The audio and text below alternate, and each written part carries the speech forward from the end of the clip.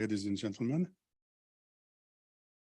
my name is Khalil Jahshan. I'm Executive Director of Arab Center, Washington, D.C., and I would like to welcome you to this conference that will take place all day today, entitled Democracy in Crisis, Geopolitical Shifts, and U.S. Challenges in MENA.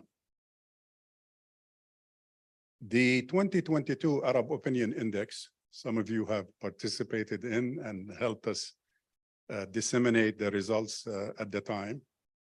That index was conducted through face-to-face interviews back in June, and the last one, June to December of 2022. We did involve 33,300 individual respondents in 14 Arab countries, actually, including Algeria, Egypt, Iraq, Jordan, Kuwait, Lebanon, Libya, Mauritania, Morocco, Palestine, Qatar, Saudi Arabia, Sudan, and Tunisia.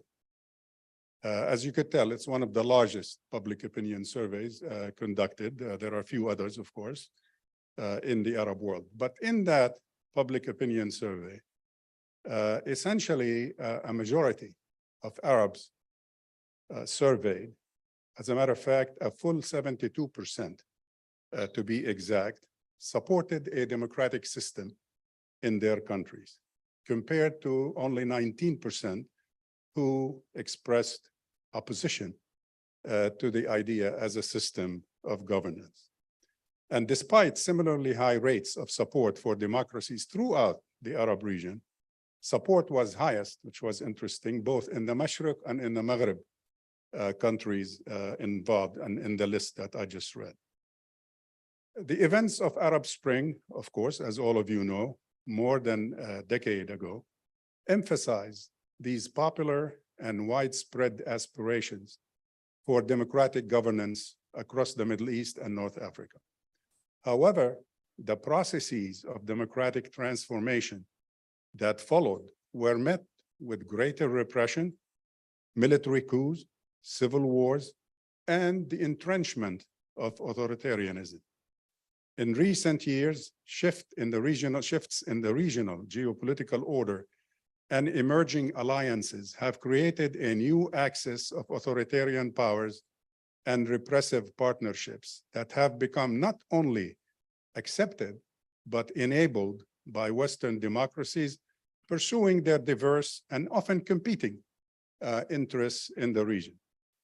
Developments such as the rehabilitation of the Assad regime, the recent Saudi-Iran rapprochement, the Abraham Accords and their subsequent incarnations, Turkey's re-entry into the regional order, and the United States' policy of realignments that continues to unfold on a daily basis, including the recent India-Middle East-Europe Economic Corridor, known as IMEC, the US great power competition with Russia and China may further contribute to the erosion of democratic principles and of prospects for genuine political reforms across the region.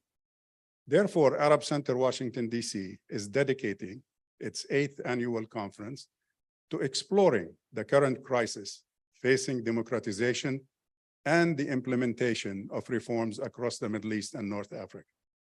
Today's conference explores the current state of democracy and democratic regression in the MENA region and focuses on its significance for US policy toward the region and the status of human rights throughout.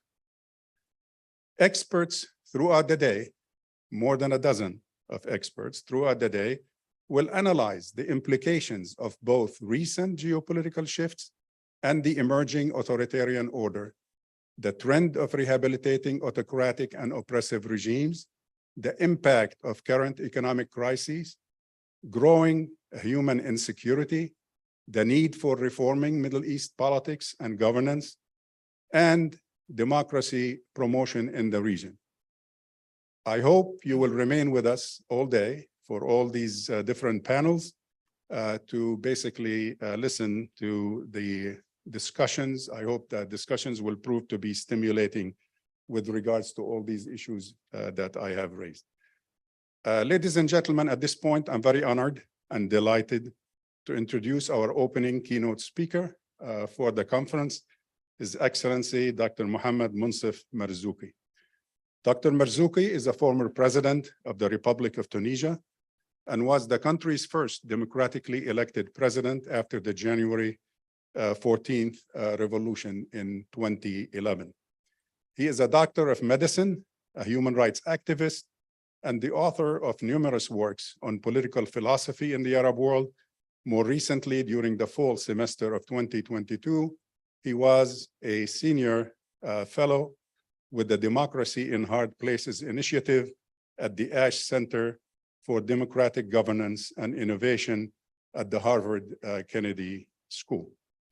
During his presidency, Dr. Marzouki was a voice for social and revolutionary activism, not just in Tunisia, but he focused and called for civilian rights or civil rights, curtailment of the security apparatus, economic sovereignty in the country, and transforming the presidency into a position of service to the Tunisian public.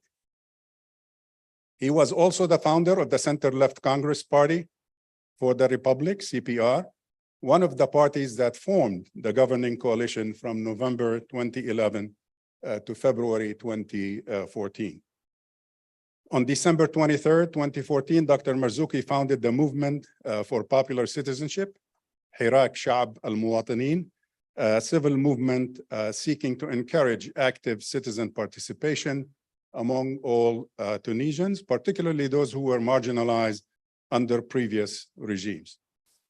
Dr. Marzouki earned his medical degree at the University of Strasbourg in 1973 with specialties in neurology, internal medicine, and public health. His remarks will focus on democratic transition in the Arab world, challenges and prospects. Dr. Marzouki, welcome, please.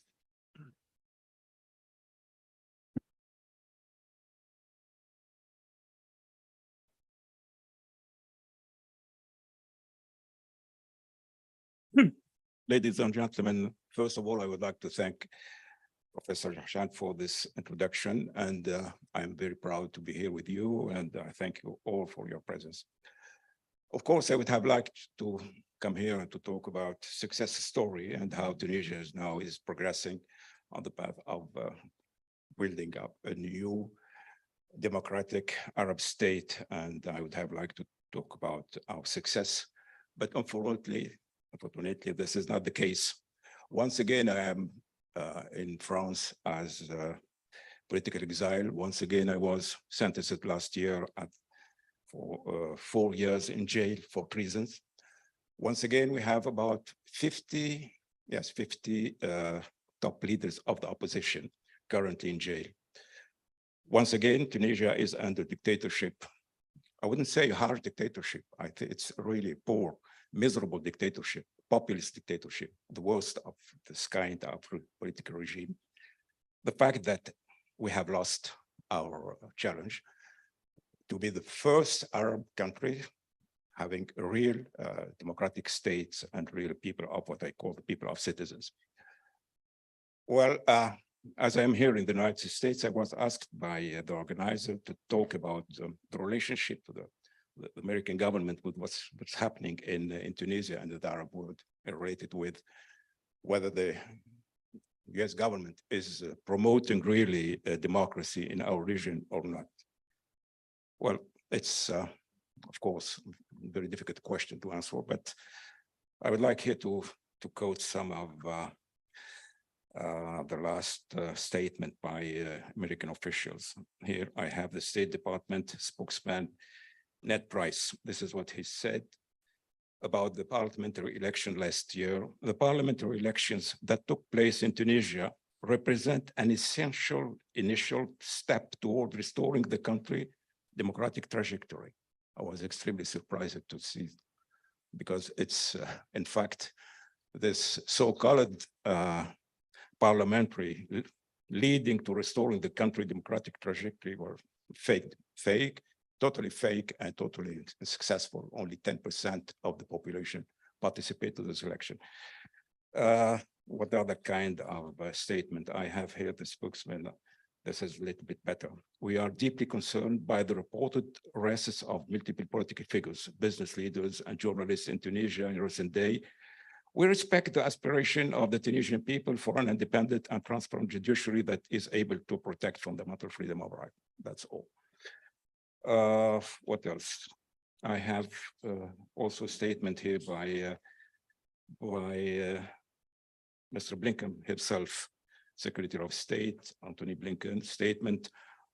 We share the concern expressed by many Tunisians that the process of drafting the new constitution limited the scope of genuine debate, and also that the new constitution could weaken Tunisia's democracy, could weaken. No, it has literally destroyed the constitution of the revolution, and now we have a constitution of dictatorship.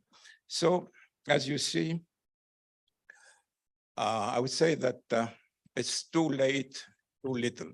But of course, I'm not asking the American government to send the army, to restore democracy in Tunisia. This is not the case at all. We have seen what's this kind of politics in Iraq and the outcome of this kind of. No, of course, I'm not asking for this, but I would have liked that the coup in Tunisia, because it was a constitutional coup, was labeled as a coup. This never happened. But I must, even if I may say a little bit skeptical or even cynical, I would say that I was not surprised. I was not surprised by this attitude, because when I was in charge in Tunisia, it was my astonishment, my main problem. How come that we are not helped by Western democracy? This is a democracy. We are fighting for democracy. We are trying to set up democratic regime. We are very close to the Western values, etc. How come that we are not helped? Here I would like to talk about one experience. It's painful, but but this painful experience helped me to acquire my first, I would say, my first belief, or my first conviction about democracy and the relationship with the West. In 2013, it happened that François Hollande, at the time, the French president, came official visit to Tunisia just 3 days after the coup in Egypt. I know François Hollande very well, because I wouldn't say he's a friend of mine, but I know him very well. So I said, François, what's your position, the position of France about the coup? He said, oh, yes, I know. It's what do you know? This is a coup, and this is a military coup, and this is for the first time, the first president democratically elected in Egypt is removed from office. What's your position? Oh, yes, it's a very difficult question we have to think about, etc. And then during the press conference, I was very clear to say, this is a coup. President Morsi must be released, etc. We cannot accept it. And François Hollande just repeated the same, saying, we would like Egypt, to move forward to peaceful solution, etc. But he didn't condemn the coup at all. And there I have, at the time, I have acquired my first conviction about the fact that we Arabs, we have to rely on ourselves to promote democracy in our region, and that we have to forget about any kind of Western help. And this was I wouldn't say very surprising, but I saw that, in fact, the Western countries were not very excited by our democratic revolution, not only because there are Islamists could be come in power, etc., but for many different reasons. The first of this reason is the fact that the Western government was very happy with our dictatorship. It was good business, it was good relationship, it was good security issues, etc. They were very, very happy about this. And they weren't so happy, to see democratic states in our region, because first, some Islamist party could come to power, and second, because it was not sure that those democratic regime, because they have the public opinion, would accept normalization with Israel, etc., etc. So my first conviction was that if we want to promote democracy in our country, we have to rely on ourselves. It doesn't mean that we are going to to have this democracy against the West, but surely not with the help of the West. This was my first conviction. My second conviction was also about the shift of power in the region. For decades, we thought that the US government and the Western government are the main power deciding of our fate. That if they want democracy to succeed, they would just push the button and say, hey, we want democracy everywhere, and then everybody would abide. And then during my 3 years I was in office, I saw very clearly that in fact it was not the reality. There is a shift in the power of this region, which means that in fact the regional power are the power who decided the fate of the region.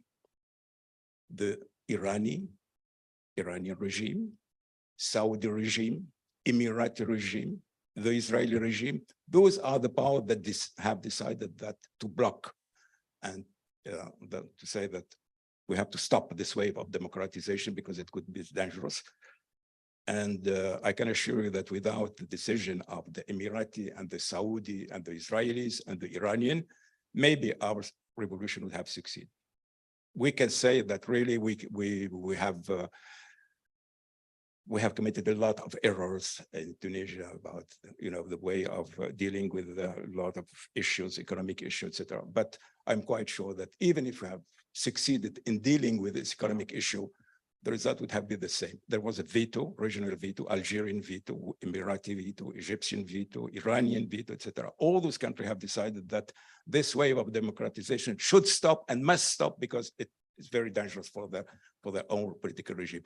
And then the American, the Western country, they didn't have any things to say. I remember that in 2013, I wrote a letter to President Obama saying, look, we are in a mess in Tunisia because we are facing a harsh counter-revolution led mainly by the Emirati. The Emirati did put a lot of money in Tunisia. The Algerian used to send us terrorist group, but the Emirati used to send us a lot of money, to control the media and to control political party, etc., etc. So I wrote to President Obama. I have met him, was here in Washington twice. Said, look, Mr. President, really, if you want to help us promote democracy, install democracy in Tunisia, you please tell your friends, the Emirati, to stop intervening in our internal affairs. Of course, I never received any response, and I saw that, I don't know if, I guess that even if you have said something to the Emiratis, now the shift of power in the region means that the regional power are the power who decide what's going to happen in our region, and no longer the American or the Western and the European. And this was my second conviction. It means that we have to deal with mainly with the opposition of those regional power. And I can understand why the US government or the French government has so little impact on promoting our democracy. And here I come to my third conviction. My third conviction, maybe it would come for you as a surprise. My third conviction is that probably the Arab Spring came too late, two decades too late. Why? Because you remember, some of you, I don't know, some of you probably remember that during the 80s and the 90s, the wave of democratization seemed at the time unstoppable. And, at that time, everybody was quite sure, like Fukuyama, that now, okay, it's the time of the success and the triumph of democracy all over the world. We're going to get rid of dictatorship, not only in Eastern Europe, not only in South America, but even in the Middle East. It didn't happen. I think it didn't happen. The triumph against dictatorship in the Middle East. And the revolution, our revolution came at a time where this wave, this extraordinary wave of the 80s, of the 90s, was probably coming to an end. And then, unfortunately for us, we arrived at the time where this wave, yes, was completely fading, running out of energy. Why do I say this? Because the problem of the democratization in Tunisia cannot separate it. The fact of the democratization of the whole region. I'm deeply convinced that we could not, build up a democracy like an island within this ocean of dictatorship. But my second conviction also is that even if the crisis, the deep crisis of the failure of the democratization in the Middle East and North Africa is also part of the failure of democracy itself in the world, of the receding of democracy itself in the world. I have just here the conclusion about the fate, about the situation of democracy in the world by the last report of a very interesting report. This report, it's published by the Swedish NGO, maybe you know it, IDEA, I think, about the situation of the democracy in the world since 2015. And here I have the main conclusion, and the main conclusion are terrific, are extremely disappointing. First, more countries moved toward authoritarianism in 2020 than toward democracy. Second, troubling decline in democracy are seen in some of the world's largest countries, Brazil, India, as well as in the United States and certain European Union members. Third, democratically elected government, including established democracy, are increasingly adopting authoritarian tactics, often with significant popular support. Fourth, authoritarianism is deepening in non-democratic regime, hybrid and authoritarian regime. Five, electoral integrity is increasingly questioned, even in established democracies, often without evidence. Six, many democracies worldwide proved resilient during the pandemic, introducing democratic innovation, fortunately. 7 countries worldwide held election in challenging conditions. This is also good news, but in fact, the bad news are much more numerous than the good news.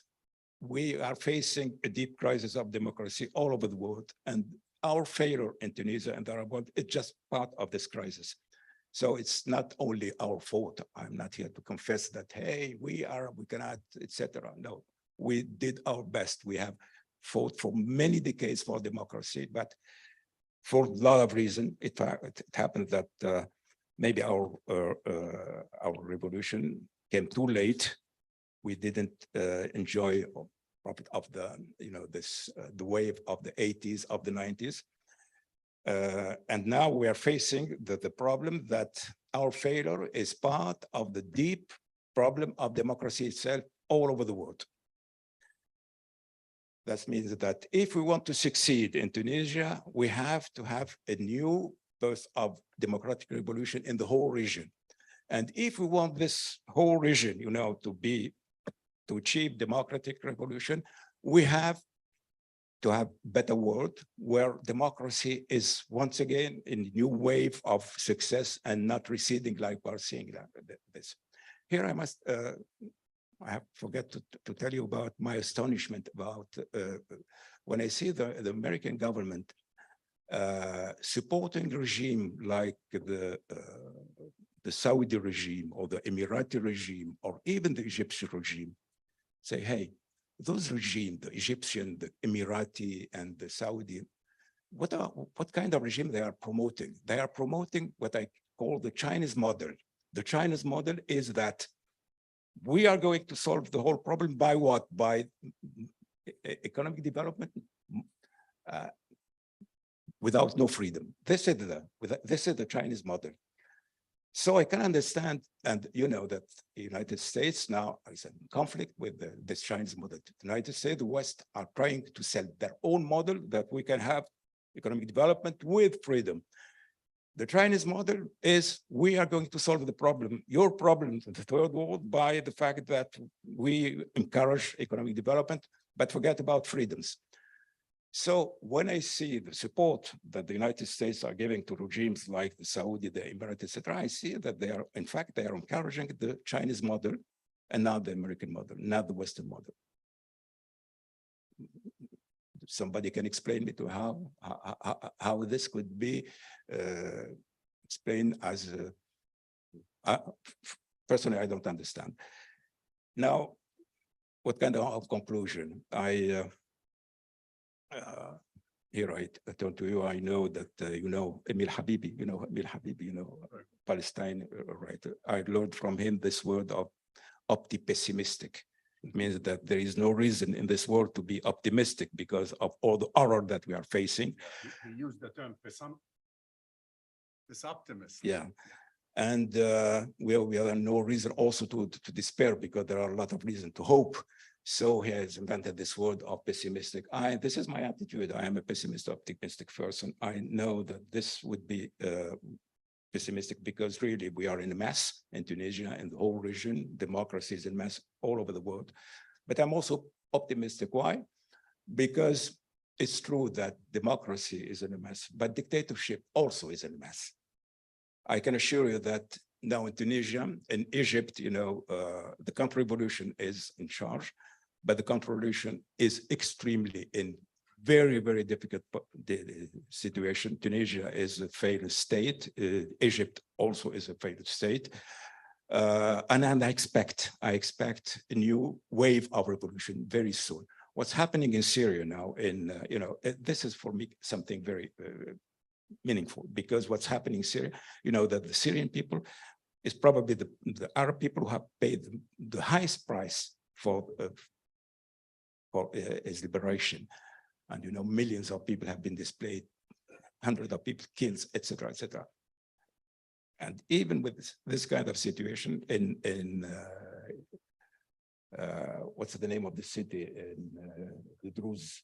In Sweden, yes, in Sweden, people are taking to the street with the same, exactly the same slogan that we have had in Tunisia 11 years before, it means the people want the fall of the regime. This is why I'm optimistic. And also because the same, you know, I never liked the word of Arab Spring because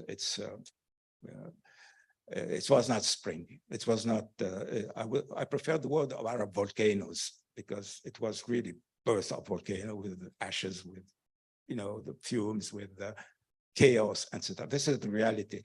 But you know that volcanoes are also, why people stick living around the volcanoes because volcanoes are the main reason of you know, good soils, etc., etc. So what's happening now in the Arab world is you have had the first explosion in 2011. Then some of the explosion came later, and I really expect that in the years to come there would be a new wave of revolution, a new wave of explosion. For the main reason, you know, corruption, poverty, repression, etc., etc. And the fact that the dictatorship, whether they are populist or they are, you know, military, or they don't have any, they cannot solve any problem because they are the problem. They are the most important problem are this kind of regime. This is why I expect that we are going to have new waves of, and this is why I think that democracy still has a future, because look what's happening. Even in China, you know, China was given as a model for dealing with the COVID epidemic, etc. And we saw that it was not the case.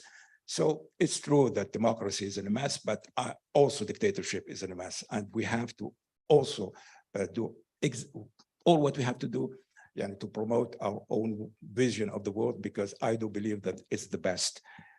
Because not only because it could help fight against corruption, etc., but the most important is that it could promote dignity. The word dignity is extremely important. Dignity of the person, dignity of the people, and this is, for me, the most important thing. I hope I haven't been too long. Thank you for your attention. Thank you.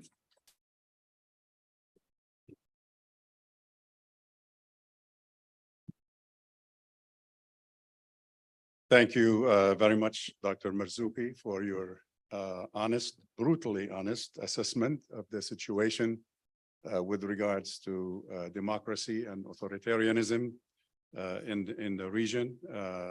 And I appreciate your challenge for all of us to be peace optimists in looking at these issues, acknowledging reality as it is, and focusing on, let's say, the light at the end of the tunnel, although sometimes it looks like there isn't even a tunnel at the end of the light.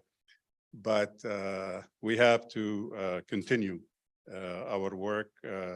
And for you as a prominent Democrat working for democracy in the Arab world, we appreciate your efforts, and we look forward to seeing more work and wish you better luck in the future.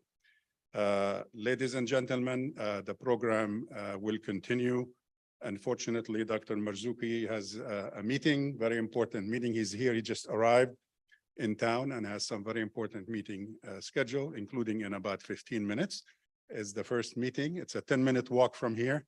So he's gonna rush there. So we will not be able to have a Q&A here, but there will be Q&As throughout the day in all the panels. So your input as an audience is more than welcome.